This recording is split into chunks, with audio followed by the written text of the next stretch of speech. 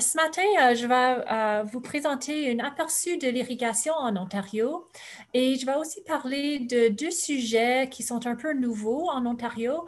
Une, c'est des expériences qu'on a réalisées avec l'irrigation par goutte à goutte en fruits dans les grandes cultures. Et dernièrement, je vais parler des approches collectives pour l'approvisionnement en eau. Donc, les cultures irriguées en Ontario, généralement, la plupart de notre production est faite sans irrigation. C'est seulement à peu près entre 1 ou 2 des terrains sont irrigués. Et semblable au Québec, la plupart de l'irrigation, c'est avec les pommes de terre, le tabac, les légumes, les fruits, l'horticulture ornementale, les pépinières et aussi le gazon en plaques. Si on regarde les systèmes d'irrigation, les plus communs, ce sont les rampes ou les canons baladeurs. Aussi, les systèmes goutte à goutte qui sont toujours en train d'augmenter en Ontario. On a les systèmes goutte à goutte permanents dans les fruits comme les pommes, les raisins, etc. Et aussi les systèmes temporaires qui sont utilisés dans les légumes. On voit les gicleurs, système très traditionnel, et quelques pivots. Pour la plupart, les pivots sont utilisés dans la production pommes de terre et aussi le gazon en plaques. L'approvisionnement en eau pour l'irrigation en Ontario, c'est la plupart, les producteurs vont utiliser une source d'eau sur leur propriété ou à proximité. Dans ma région, c'est plutôt des étangs alimentés par la nappe souterraine. Donc, moi, je suis sur la rive nord du lac Erie. Aussi, on voit qu'ils utilisent les rivières ou étangs naturels, les puits, les lacs. Il y en a quelques producteurs dans notre province qui utilisent les réseaux municipaux pour approvisionner leur eau d'irrigation. Ce n'est pas très commun, c'est très dispendieux. Ils ont de temps en temps des diminutions des frais s'ils prennent l'eau pendant la nuit. Et aussi, il y en a à peu près 1 à 2 qui approvisionnent leur terrain d'irrigation avec une canalisation ou canal collectif. Et je vais en parler plus à la fin de la présentation. Donc, si on regarde en général au Canada, c'est où les grandes superficies irriguées, c'est plutôt en Alberta, suivi par la Colombie-Britannique. Mais on peut voir que aussi en Ontario, ça surprend des fois les gens qu'on a presque le même montant de terrain irrigué qu'au Saskatchewan, environ 150 000 acres. C'est suivi par le Manitoba et le Québec. Donc, ça, c'est les données des recensements de 1995 jusqu'à 2015. Et on peut voir que les superficies irriguées en Ontario, ça change d'année en année. On voit que 2005, c'était une année où on a eu plus de sécheresse. Donc, on voit qu'il y a plus de superficies irriguées cette année-là. Si on aurait fait le sondage en 2007, en 2012, ou en 2016, ça c'était nos années importantes où on a eu beaucoup de sécheresse et où on aurait vu des plus hauts superficies irriguées en Ontario. Mais en général, ça ne change pas énormément. On a une certaine croissance de superficies irriguées, mais pas énormément. Donc, voilà une carte qui démontre c'est où les concentrations de superficies irriguées. Donc, les couleurs brun foncé et brun pâle, c'est où on a les plus grandes concentrations. Donc, pour se situer, le Québec, Montréal, c'est ici. Ça, c'est le fleuve Saint-Laurent, le lac Ontario, le Niagara, le lac Erie, le Windsor et le lac Huron, baie Georgienne. Donc, voilà la région où l'irrigation est le plus concentrée. C'est où moi, je vis puis je travaille. C'est la comté de Norfolk et les alentours, la rive du lac Erie. Dans cette région-là, on produit beaucoup de fruits, légumes et aussi traditionnellement le tabac. La deuxième région où on a une plus grande concentration d'irrigation, c'est au nord du Toronto. C'est une région où on a des productions maraîchères et aussi production pommes de terre et gazon en plaques. Là. La troisième région importante en irrigation, ça serait la région du Niagara, où on a une production des fruits, genre les pêches, les poires, les abricots et aussi les raisins pour le vin. Et la quatrième et dernière région, ça serait le sud-ouest. Cette carte, c'est une vieille carte, ça vient de 2000. Je l'aime beaucoup parce que ça donne les superficies irriguées par bassin versant, donc je le trouve très intéressant, mais on ne voit pas qu'il y a eu une augmentation d'irrigation dans cette région-là où on a la production des légumes, principalement les légumes qui vont aller être congelés ou aller en boîte de conserve, donc les tomates, le maïs, les concombres, etc. Bon, généralement, on produit les produits agricoles en Ontario avec la pluie qui arrive naturellement, mais certainement, il y en a des années qu'on expérience des périodes de sécheresse. Et on utilise l'irrigation pour réduire nos risques et pour avoir des résultats plus fiables. Donc, cette photo-ci, je pense que c'était pris en 2012. Dans ma région, on peut voir que ce maïs souffre beaucoup à cause de la sécheresse. Philippe-Antoine m'a demandé ce qui est arrivé en Ontario en 2020. Donc, voici une carte qui nous démontre les pourcentages des précipitations moyennes en juin cette année passée. Donc, on peut voir que la région à Québec, spécialement entre Montréal et Québec, il y a vraiment eu une grande période de sécheresse en bas de 40% des précipitations moyennes. C'était pas si pire à l'Ontario. On a eu une période de sécheresse, mais pas aussi pire qu'au Québec. L'Est de l'Ontario a souffert plus que la région de l'Ouest. Ici, on peut voir en juillet, même carte, mais en juillet, que ça a empiré et aussi encore région est de l'Ontario. Pour les productions horticoles, la plupart, c'est dans le sud-ouest. Et la région qui a souffert, c'est la région de Niagara. On peut voir un petit peu ici. On a eu des pertes dans nos fruits, pêche, poires, etc., d'à peu près 30% cette année.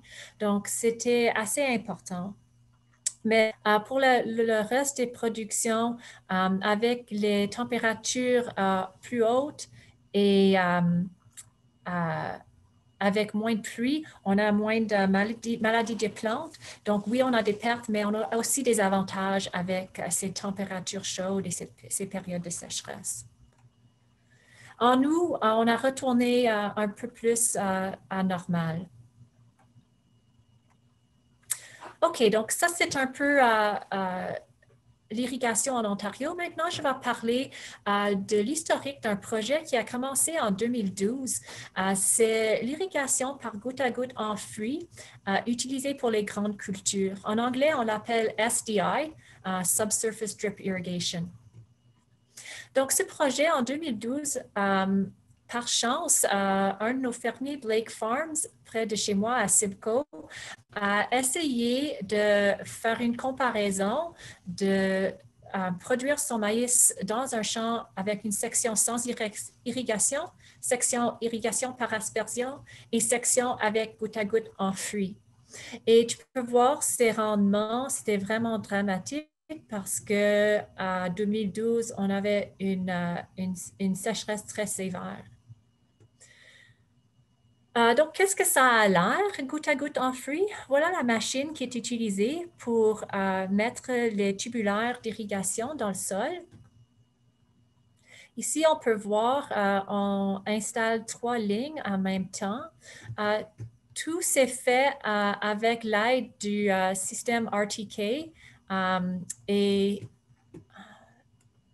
L'emplacement exact des lignes est connu, donc les erreurs peuvent être évitées si on veut faire des travaux dans le champ après.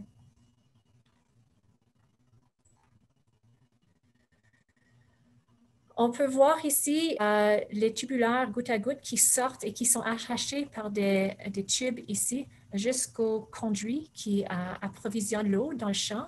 L'eau, ça voyage comme ça, puis il y a un autre conduit à l'autre bout du champ pour recevoir et auquel est aussi attaché les tubulures.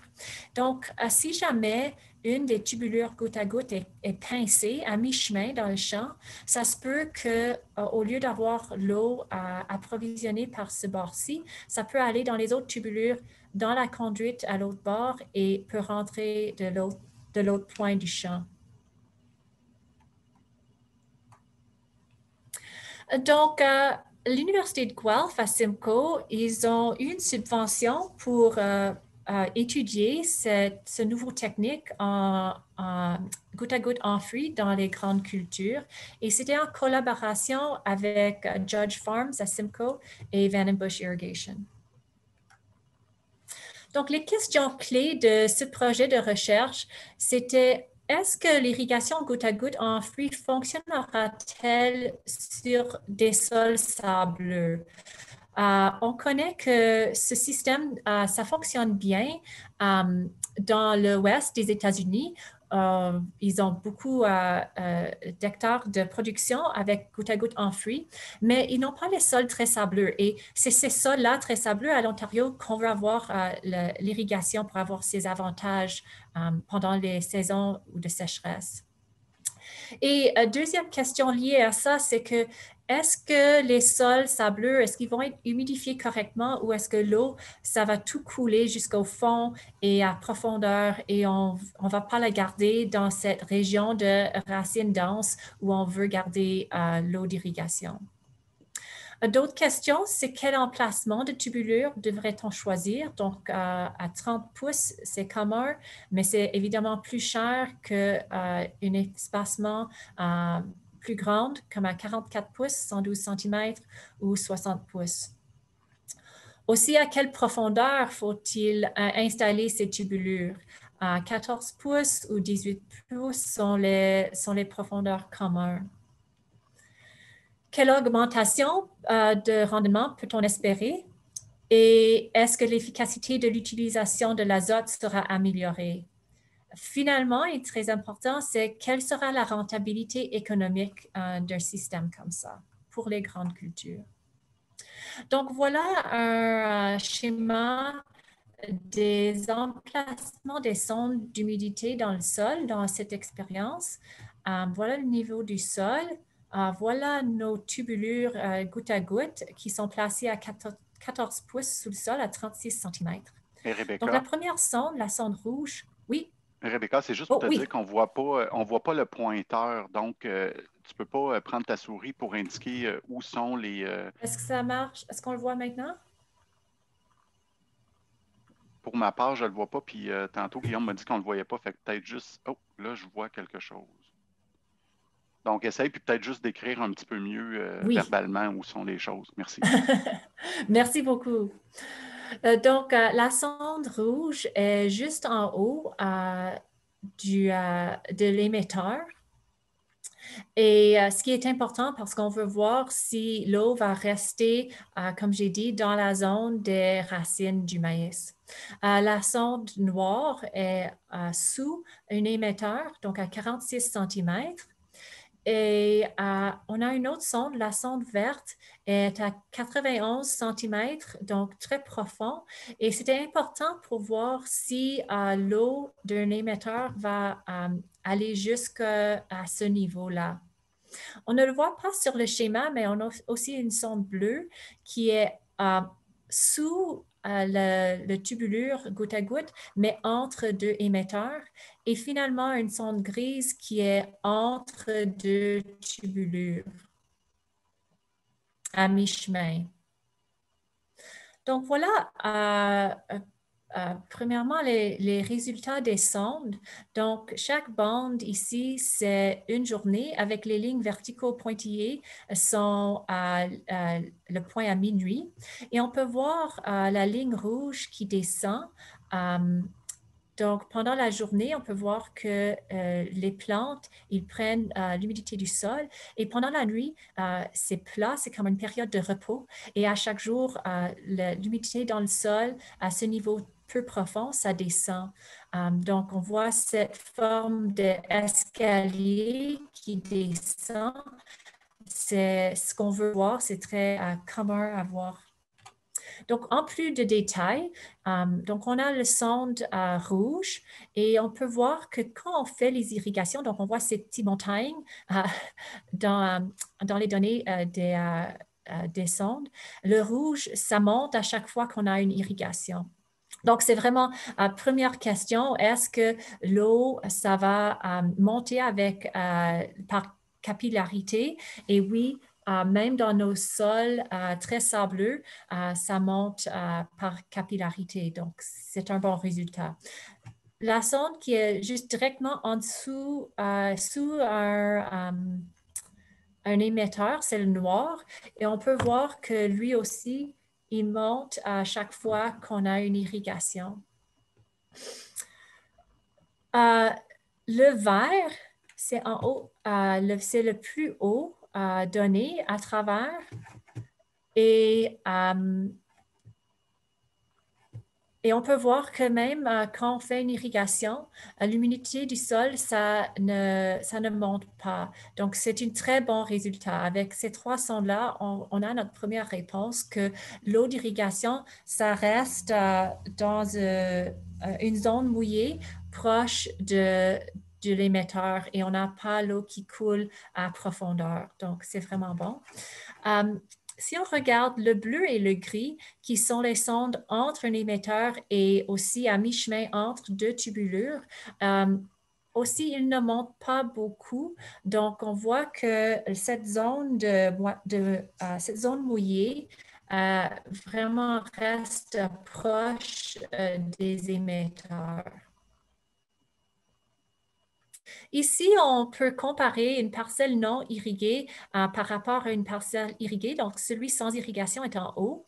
Et on peut voir dans la parcelle non irriguée, l'humidité du sol baisse continuellement à travers la saison. Mais dans la parcelle irriguée, l'humidité du sol reste élevée. Et même avec les sondes où on n'a pas des réactions avec chaque petite irrigation, le taux d'humidité reste élevé. Donc, c'est encore un bon résultat. Bon, question avec l'espacement des tubulures. On a essayé seulement le 44 pouces, le 112 cm et le 60, le 152 cm, et aussi en comparaison avec sans irrigation. Donc, on a une augmentation des rendements avec l'espacement plus étroit. Et on n'a pas essayé des espacements plus étroits que le 112 cm. Et quelle était la profondeur des tubulures? Dans nos expériences, nous avons seulement utilisé une profondeur de 14 pouces ou 36 cm.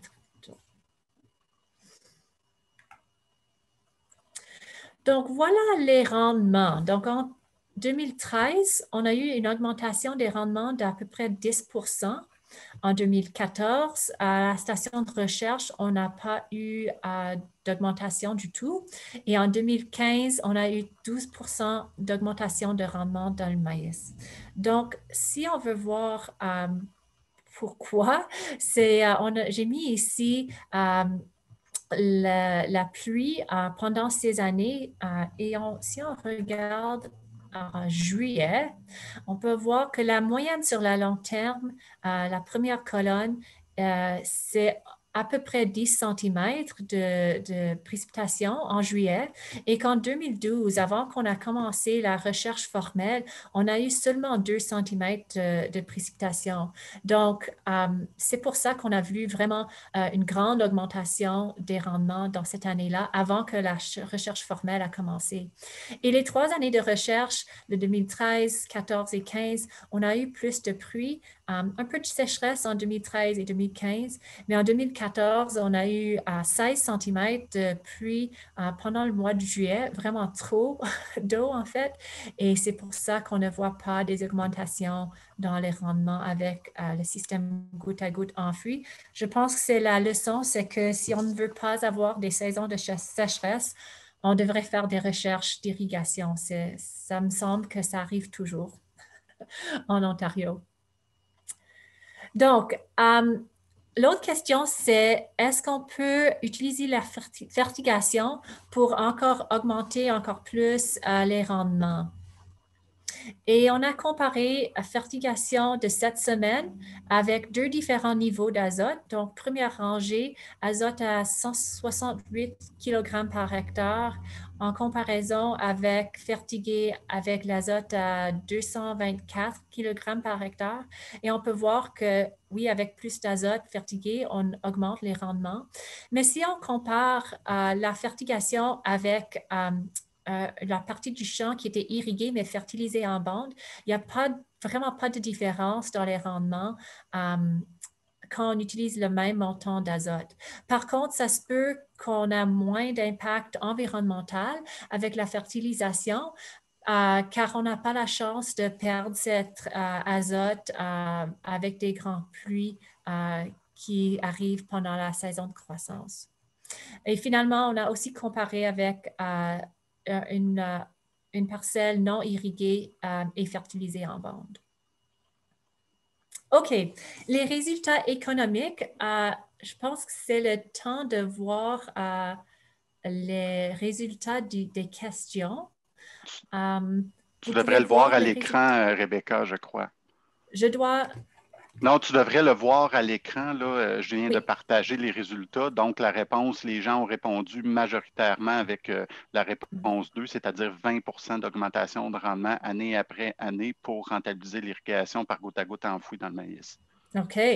Donc, désolé, mais le seuil de rentabilité est plus proche que de 40 %.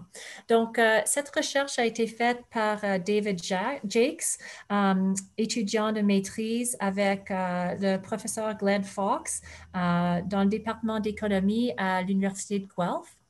Et c'est ça, le seuil de rentabilité du système goutte à goutte, comme on l'avait à l'Ontario. Le seuil de rentabilité, ça s'approche à 40 %, 30 et 40 %.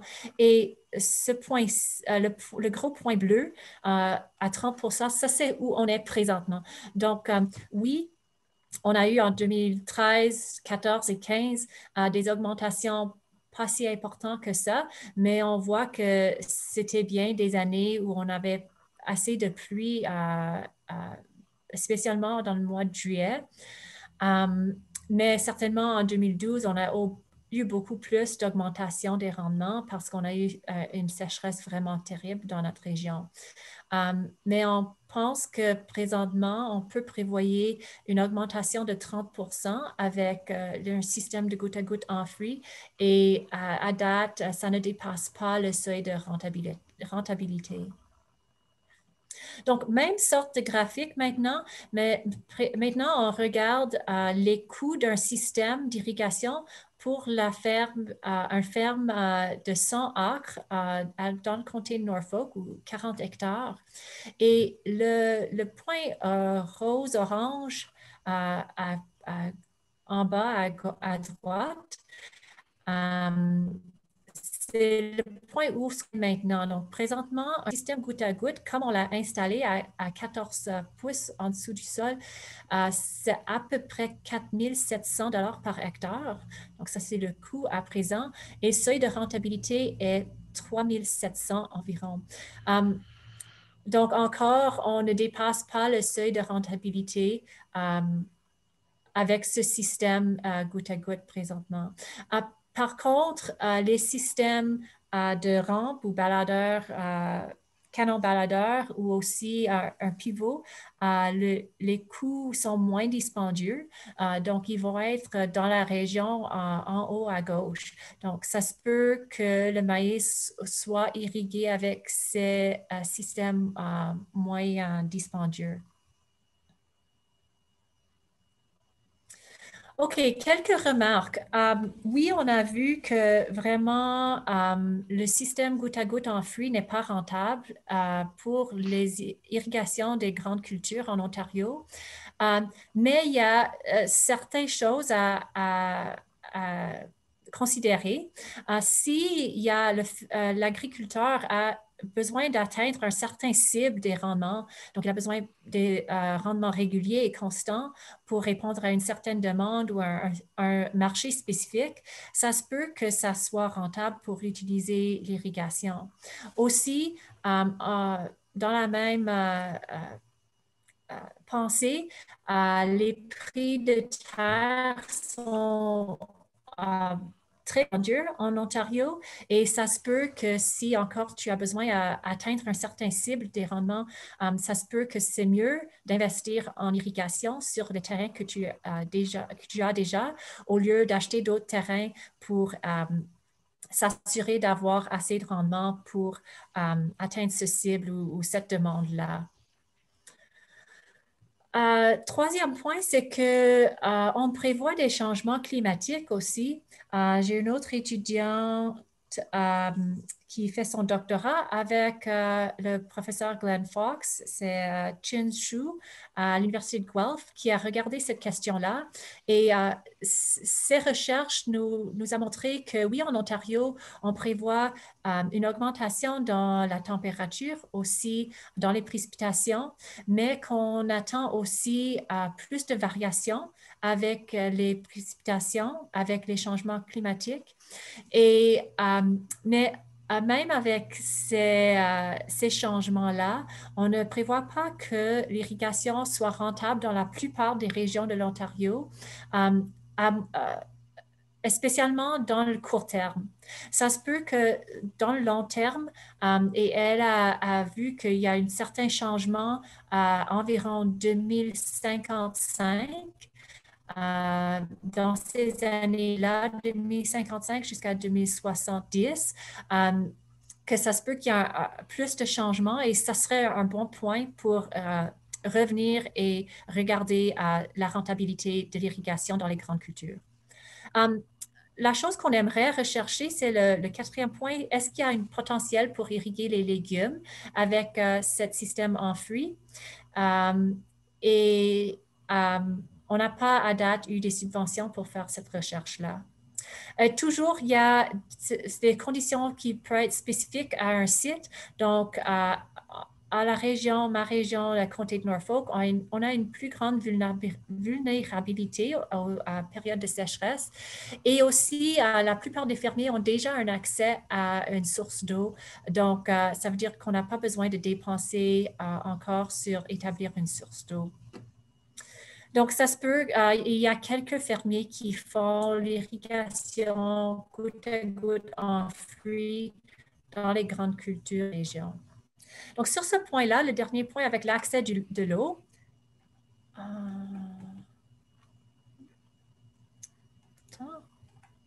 OK. Je vais parler de l'aménagement d'un approvisionnement en eau. En général, comme j'avais dit avant, la plupart des producteurs utilisent une source d'eau sur leur ferme, donc un étang, comme on voit dans la photo ici, une petite rivière qui traverse la ferme, un puits. Mais ce qu'on trouve, c'est que dans les périodes de sécheresse, ces sources d'eau les petites sources d'eau, ont un risque aussi d'avoir une pénurie d'eau. Et aussi, il y a un plus grand risque qu'on va causer des impacts négatifs environnementaux en prenant l'eau d'une petite source qui est près de la ferme. Donc, on regarde en Ontario si on peut faire des systèmes d'approvisionnement en eau communautaire. Et dans le coin à droite, on peut voir un système qui utilise l'eau du lac Erie. Donc, c'est une grande source d'eau très robuste qui n'est pas affectée par les périodes de sécheresse et où on n'a pas la chance à faire des impacts environnementaux par système d'irrigation. Donc, je vais en parler de deux systèmes. Vraiment, c'est seulement à peu près 1 ou 2 des superficies irriguées en Ontario sont approvisionnées par un système communautaire. Et donc, il y a vraiment seulement ces deux systèmes. Il y a celui à Leamington, près de Windsor, et aussi celui dans la région de Niagara, à Niagara-sur-le-Lac. Donc, le système à Leamington, c'est une canalisation à partir du lac Erie. C'est 13 copropriétaires producteurs agricoles qui ont le système. Ça a été construit en 2008 jusqu'à 2009.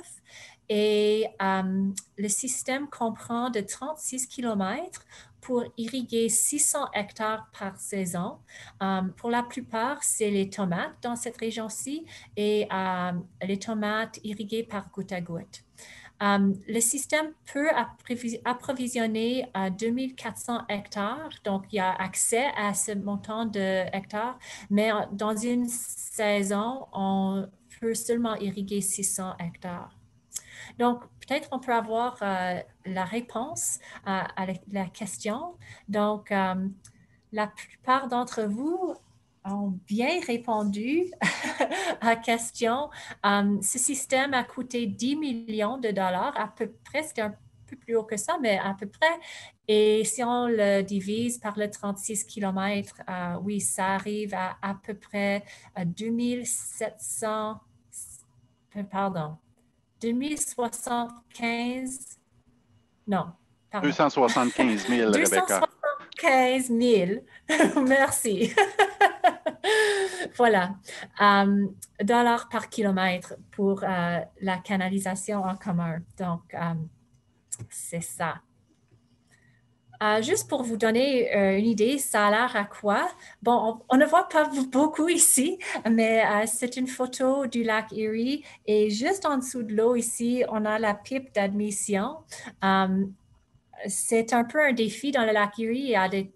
Pas aujourd'hui quand j'ai pris cette photo, mais il y a des très grandes vagues, donc c'était vraiment un défi de mettre la pipe d'admission ici.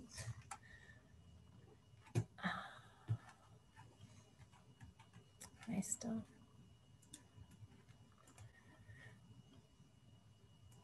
OK. Voilà l'intérieur de la station de pompage. Et en dessous, dans le sous-sol, on a les 5 pompes qui approvisionnent le système. Ça, c'est l'extérieur de la station de pompage. La station de pompage est sur un terrain qui appartient à un terrain de golf, un parcours de golf. Et ils ont demandé que la station de pompage des agriculteurs, que ça correspond dans le même style des bâtiments du parcours de golf. Donc, c'est pour ça que c'est tellement beau. Voilà un exemple d'une des places où un agriculteur peut avoir accès à l'eau du système. Donc, la partie verte, c'est une vanne et 10 mètres, 2 en 1. Et aussi, on peut voir à côté que c'est attaché à la télémétrie et qu'on peut savoir en tout temps combien d'eau chaque agriculteur prend du système et aussi ça contrôle le montant d'eau qu'ils prennent à chaque point. Voilà une autre photo. Les producteurs, ils sont limités, ils ont une certaine permis d'un montant de l'eau qu'ils peuvent prendre du lac Erie et ils doivent respecter ce niveau. Donc, chaque vanne est contrôlée. Beaucoup de ces producteurs ont des étangs d'irrigation aussi ou des réservoirs. Auparavant, ils ont rempli ces réservoirs avec l'eau des fossés de drainage en février-mars et maintenant, ils sont vraiment importants pour balancer les demandes dans le système de canalisation. Et voilà une photo des tomates qui vont devenir le ketchup dans votre bouteille de ketchup. OK, l'autre système, c'est dans la région de Niagara où on prévoit avoir aussi une expansion d'autres systèmes d'approvisionnement en commun. Ce système est vraiment complètement différent au système à Leamington. Donc, voilà, on peut voir avec les lignes bleu ou pas bleu, mauve, le système, c'est des canaux ouverts. Donc, on a sur la côté droite, c'est d'en bas jusqu'en haut, c'est la rivière Niagara. En bas, on voit les chutes Niagara et l'eau qui coule jusqu'au lac Ontario dans le nord. C'est un peu étrange, moi, avoir le lac Ontario dans le nord, mais voilà. En Niagara, c'est le cas. Donc, on peut voir qu'il y a un point où on pompe l'eau du rivière de Niagara. Aussi, 2 points où on pompe l'eau d'un réservoir de hydroélectricité. Et dernier, sur le côté gauche, on pompe l'eau du canal Welland. Et dans ce cas-ci, dans le Niagara sur le lac, l'eau est mise dans des fossés de drainage. Donc, ce sont des canaux ouverts. C'est vraiment différent au système à Leamington parce que l'infrastructure est la propriété de la municipalité dans ce cas-ci et le capital et les coûts de fonctionnement sont payés par les producteurs membres. Ce système fonctionne en vertu d'un règlement provincial qui est spécifique à Niagara-sur-le-Lac. Ce système est un peu plus large. On peut irriguer 2900 hectares du système et il y a beaucoup plus de producteurs avec des superficies irriguées moins grandes qu'au Leamington. Donc, 146 producteurs, il y a beaucoup de producteurs. La plupart sont à la production des pêches, poires et aussi les raisins pour production de vin. Donc, voilà quelques photos aussi. Donc, voilà la pipe d'admission qui est en train d'être installée avec la grue dans la rivière Niagara. On peut voir à côté aussi les stations de pompage. Voilà l'intérieur du station de pompage. On a une très grande colline pour monter l'eau sur le bord de ce côté du système. Voilà un des canaux et un des structures de contrôle. Une autre photo d'un des canaux. Donc, les fermiers, les producteurs peuvent maintenant pomper de ces canaux d'irrigation pour approvisionner leurs poires. Donc, dans cette photo, on voit les poires. Il y a beaucoup d'irrigation avec les canons baladeurs, les rampes, les pêches. Et finalement, de la goutte à goutte avec les jeunes plantes de raisin. Donc, je pense que je vais le laisser là et on peut avoir maintenant les questions.